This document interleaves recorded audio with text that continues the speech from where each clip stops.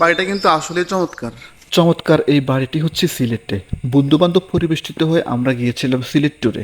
স্বর্ণমহলের মতো এই বাড়িটিতে আমরা একটি রাত যাপন করেছিলাম। খুব পরিচিত একজনের বাড়ি।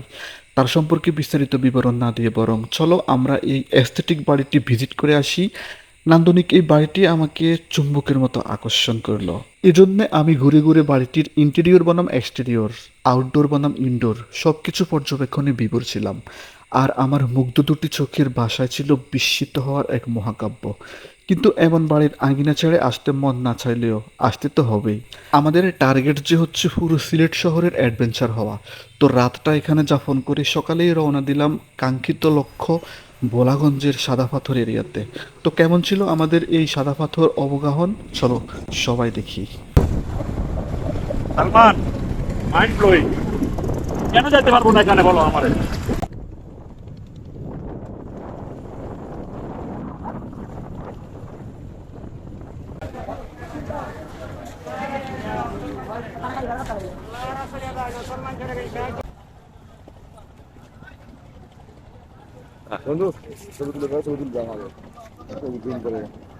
সম্মানিত পর্যটকবৃন্দ, সাদা পাথরের নৌকা কাউন্টার থেকে নিতে হবে। কাউন্টার ছাড়া কোনো নৌকা পাবেন না। সাদা পাথর এরিয়ার ফোকাল ভিউ দেখার জন্য নৌপথের বিকল্প যেহেতু আর কোনো পরিবহন নেই, সো সেই ফাইনাল ডেস্টিনেশনে যাওয়ার জন্য আমাদের ফাইনাল ওয়ে হচ্ছে জার্নি বাই বোট। এগুলো উপভোগ্য যদিও, কিন্তু আমার কাছে যথেষ্ট ঝামেলার আর জাক্কি পোহানোর মনে হলো। জলের অতি সাধারণ বেলাভূমি অতিক্রম করে নৌযানে ওঠার মুহূর্তটা মনে হলো যেন যুদ্ধে অবতীর্ণ হওয়ার মতো। তো আমরা যুদ্ধে নয় বরং এই ভ্রমণের আসল উদ্দেশ্যটা একটু হাসিল করে আসি।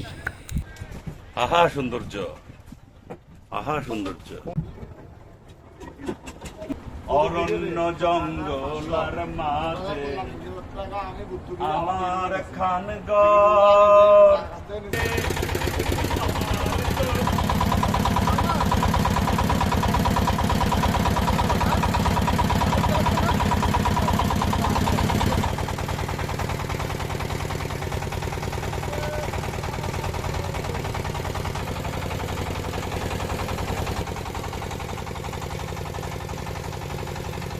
ফাইনালি চলে এলাম।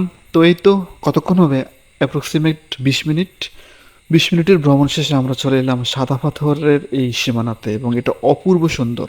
অদ্ভুত এক সৌন্দর্যের যে মায়াজাল এটা এখানে পড়ে আছে। আমি এখানে আসছিলাম, এটা হচ্ছে সিলেটের ভোলাগঞ্জ।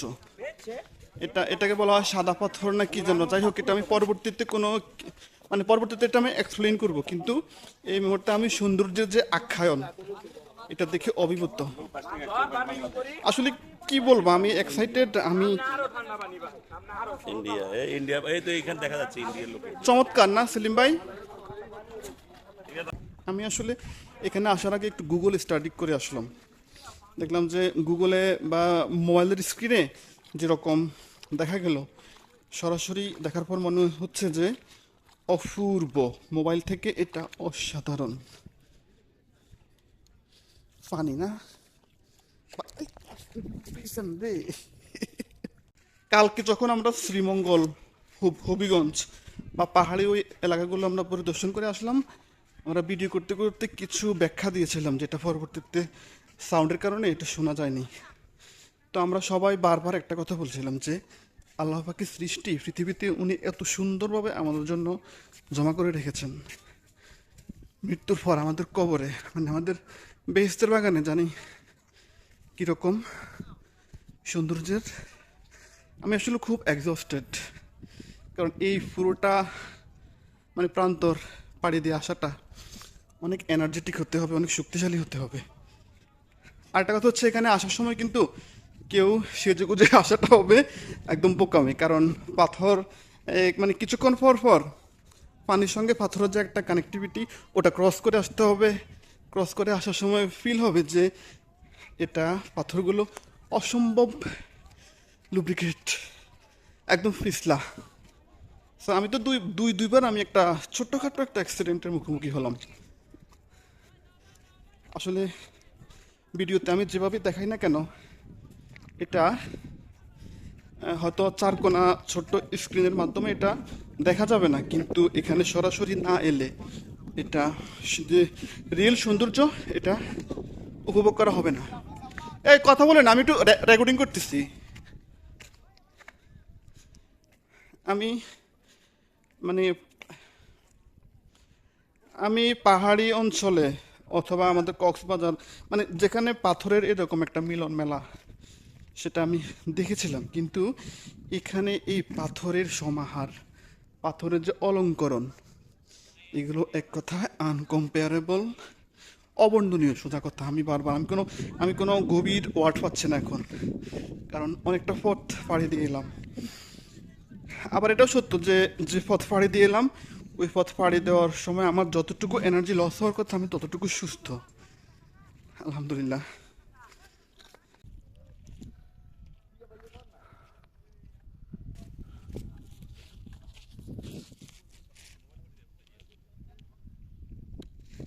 এই তো, কিন্তু সৌন্দর্যের যে একটা মানে প্রান্তর, এটা এখানে আসলে বোঝা যাবে।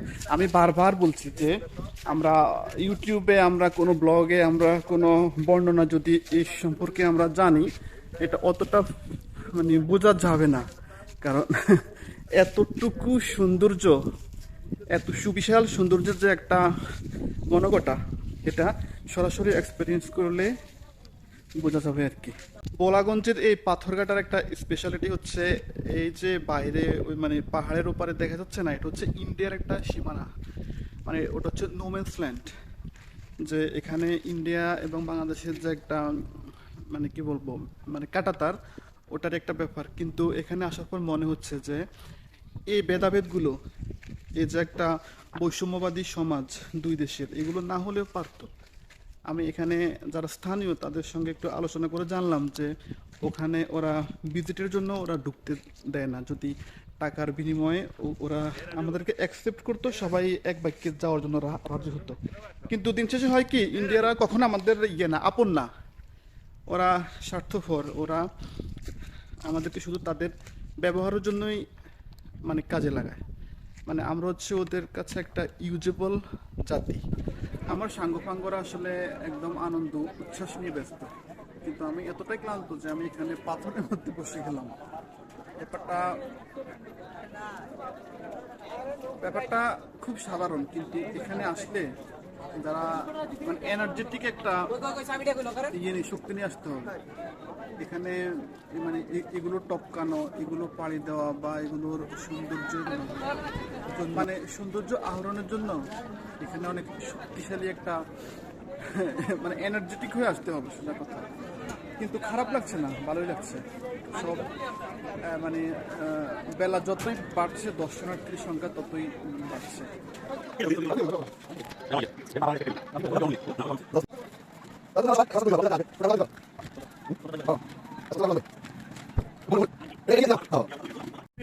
এখানে ক্ষুদ্র আকারে কিছু কেনাকাটার জন্য এই ছোট ছোট স্টলগুলো হচ্ছে মানে ওয়ান অফ দ্য বেস্ট। কিন্তু আসলে আমি কিনতে এসে দেখলাম যে এখান থেকে আমি কি কিনবো, এখান থেকে কেনার মতো কোনো মানে পণ্য পাচ্ছি না, যেগুলো আমার শহরে, আমার আমসেপাড়াতে আরো ভালো ভালো আছে। কিন্তু আমার বাচ্চার জন্য আমি চুজ করেছি আমি এই চকলেটটা কিনে নেব।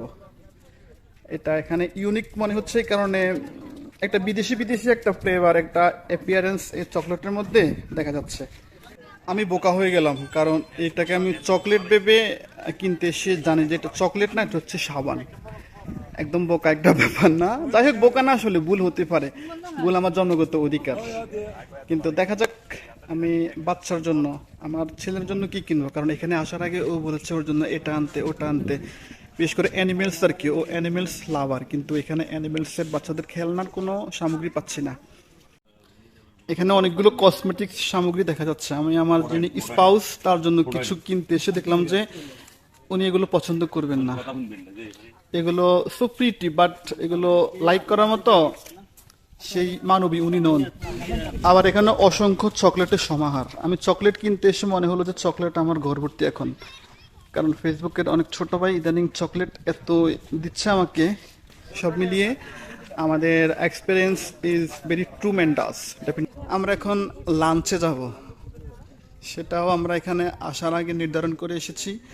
একটা কি যেন নাম, ছোট একটা মিনি হোটেল, কিন্তু ওদের দেখলাম যে ওয়েল বিহেভিয়ার, আমাদের সঙ্গে ভালো আচরণ দিল। আমরা মূলত ওনাদের আচরণে সন্তুষ্ট হয়ে আমরা এখন ওখানেই যাচ্ছি আর কি। বাপি প্লিজ তুমি একটা নির্দিষ্ট দাম দিয়ে এখান থেকে ডাব কিনো, আমার ডাবের প্রতি এখন অনেক লোভ। এখানেও আমাদের ডাবের দামের সঙ্গে বনিবনা হচ্ছে না। আরো একটা ডাবের সন্ধান পেলাম, দেখা যাক এখানে আমাদের বনিবনার সঙ্গে ওরা অ্যাডাপ্টেড হয় কিনা। ভাই এগুলো 120 করে হবে।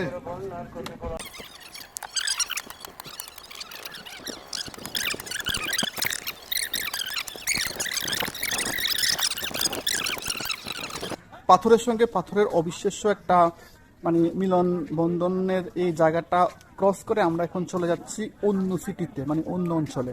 মানে আমি বলতে চাচ্ছি আমরা বোলাগঞ্জ থেকে এখন চলে যাচ্ছি আউটডোরে। সেখানে গেলে সবার সঙ্গে সবার একটা নেগোসিয়েশনের মাধ্যমে জানা যাবে যে আমাদের পরবর্তী ডেস্টিনেশন কোথায় হবে। বাট আমি শুনেছি ওরা নাকি রাতারগুল যাবে।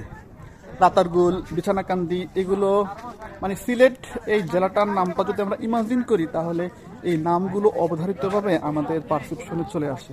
বিশেষ করে রাতারগুল, বিশেষ করে বিছানাকান্দি, হয়তো অনেক অনেক নাম, কিন্তু এই মুহূর্তে সবগুলো আমার মেমোরাইজ হচ্ছে না। কিন্তু এই পাথরের এই শহর, পাথরের এই বন্দর, পাথরের এই তল্লাট ছেড়ে আমরা এখন চলে যাব। জানি না এখানে আর কখনো আসা হবে কিনা, তবে ইচ্ছা থাকবে, মানে ইচ্ছা থাকবে আমাদের যদি কখনো সুযোগ আসে, অপরচুনিটি আসে, আমি এখানে আবার আসবো। কারণ সৌন্দর্যের যে একটা মানে সৌন্দর্য পিপাসু মানুষ হিসেবে হয়তো আমাকে মাঝে মধ্যে থিঙ্কিং করি, কিন্তু এই সমস্ত পরিবেশে এলে, এই সমস্ত বাংলাদেশের যে প্রেক্ষাপটের সৌন্দর্য, এগুলোর সান্নিধ্যে এলে এটা সত্যি সত্যি আবার অনুভব হয় যে ভ্রমণ প্রিয়সু মানুষ হিসেবে আমিও। বোলাগঞ্জ থেকে এটাই আমাদের শেষ মুহূর্ত, আমরা চলে যাচ্ছি অন্য গন্তব্যে। ভালোবাসার একটা স্মৃতি রেখে চলে যাচ্ছি। ছোট ভাই রাজু ভাইয়ের দিকে ফিরো।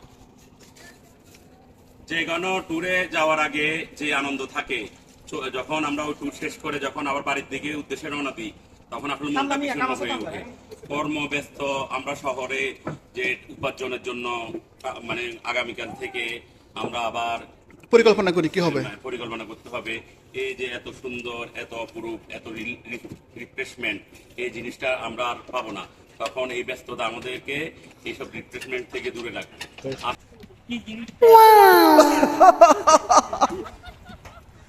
যাই হোক, আমরা এখন চলে এলাম বোলাগঞ্জ থেকে। আমাদের পরবর্তী ডেস্টিনেশন কোথায় সেটা দেখার জন্য বাপ্পির সঙ্গে থাকতে হবে। আমি জোবাই রাজু বলছি, আমি বাপ্পির হয়ে বলছি। রাজু, রাজু, হ্যাঁ। রবীন্দ্রনাথের হঠাৎ দেখার মতো দেখা হয়ে গেল শামসু স্যারের সঙ্গে। ব্রজেরগাঁও হাই স্কুলের এই ম্যাগনিফিসেন্ট টিচারও সপরিবারে সিলেটে এসেছেন ভ্যাকেশনে। দুপুরে হোটেলে খেতে গিয়ে ওনার সঙ্গে হঠাৎ দেখা। পৃথিবীটা আসলেই গোলাকার। তা না হলে পরিচিত মানুষগুলোর সঙ্গে অপরিচিত জায়গায় এমন হঠাৎ দেখা হয়ে যাবে কেন? এর পিছনে কোনো রহস্য হয়তো নেই, কিন্তু যেটা আছে সেটার নাম হচ্ছে ভালোবাসা জড়ানো সম্মানের সঙ্গে কুশল বিনিময় করা। এ এক আশ্চর্য অভিব্যক্তি। ধন্যবাদ স্যার, আমাদের এই অল্প সময়ের হঠাৎ দেখার এই স্মৃতিগুলো আজীবন মনে থাকবে, এবং আমি বলতে চাই I respect you and I venerate you.